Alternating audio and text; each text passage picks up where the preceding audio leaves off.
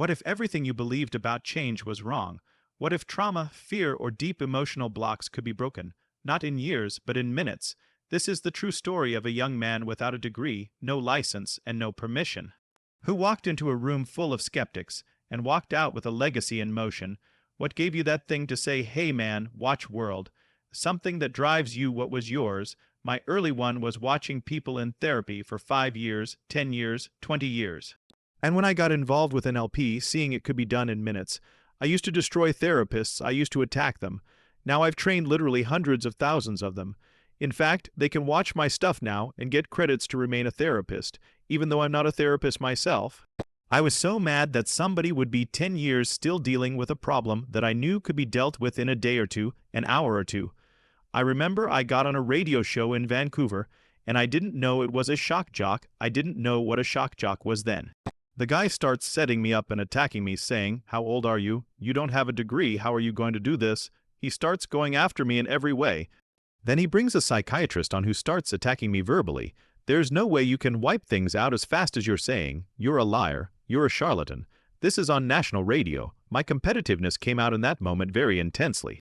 So I turned to the guy and very calmly said over the radio, "Sir, are you a scientist?" He said, "Of course, I'm a physician." I said, "Good. So if you're a scientist, you must be stating your hypothesis, because your hypothesis is I'm a liar and a charlatan because you've never met me, right? You've never met my clients, so you can only tell me what you believe. So if you have a hypothesis and you're a true scientist, you have to test it, right?" He goes, "Yeah."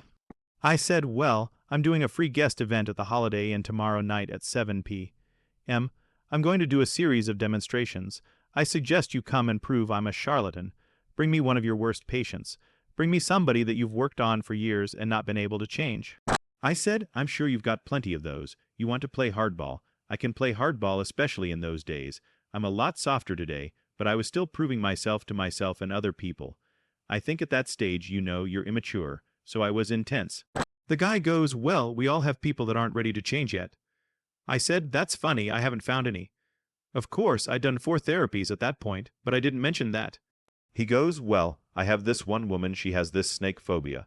She goes to sleep at night, has a dream a snake bites her in the face. She wakes up 3 to 5 times a night. How many years you been treating her?" 7 years. I said, "Bring her down. That should take me 10 or 15 minutes. He cuts him off and says, "See you right at the Holiday Inn." So I show up the next day. I was hoping in those days to get 150 people to show up to a free guest event. 500 people show up. There's no seating in the room. People are standing on the walls. The fire department comes in because they want to see the shootout at OK Corral between me and the guy. He shows up, but I don't see him. I'm looking around and I don't know if you do this, but when I meet somebody on the phone, I can't help it. I make a picture in my mind of what I think they look like. I'm picturing this giant guy with a scared woman on his arm. I'm looking around, nobody like that. So I get up to introduce myself. "Hi, I'm Tony Robbins. I'm going to do some demonstrations today to show you can make changes in minutes you thought would take months or years." Right when I say this, the side door bursts open like a movie. This guy, about half my size, walks in with this woman on his arm, walks straight to the front and stands there while I'm speaking. I go, "Excuse me, looks like I have a visitor." I go down to shake his hand, he wouldn't shake my hand. He says, "Here's the woman. My whole career was made in that moment. I brought her on stage. Ma'am, I understand you've had certain phobias for a period of time. How do you feel about snakes?" I shouted it, and if you've ever seen a phobia, it's not just fear, it's uncontrollable shaking. I calmed her down. "You've been treated for 7 years by that psychiatrist right there." "Yeah."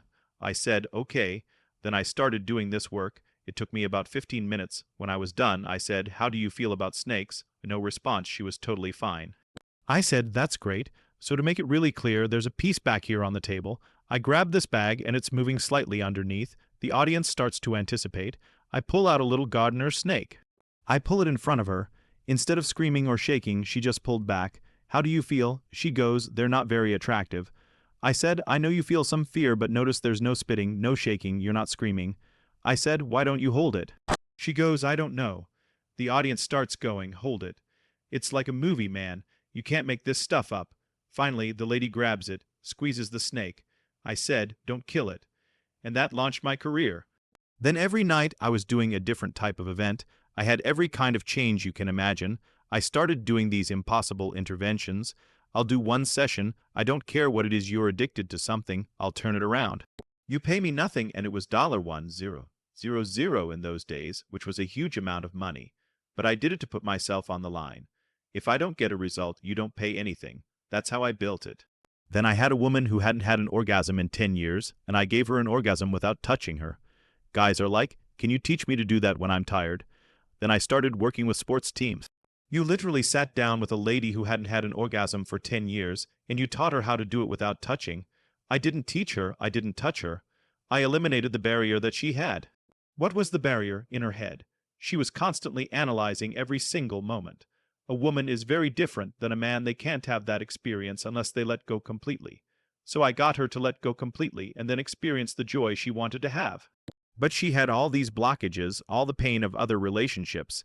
It's complex, but it took me about 45 minutes to do it. When I started doing that, then I had all of a sudden politicians, sports teams, not politicians, needing help with orgasms, just politicians calling for other reasons. Well, they might have needed that also, but that's not going to help them. By nature, they're a politician. I'm sure they don't have that many orgasms. But all of a sudden, I'm working with Olympic athletes in 1984 in LA. That's how long I've been doing this. The guy I worked with wasn't supposed to make the team, and he ended up winning the 1,500 freestyle in swimming. That gave me another notch. Then the Army. Then all of a sudden, I'm working with Nelson Mandela, Mother Teresa, Gorbachev, Clinton, and I'm only 32. Now I'm going to be 65 in about 30 days here. So it's been 48 years of that continued growth and expansion. What started as a fire to prove myself became a mission to free others from what they thought was unchangeable.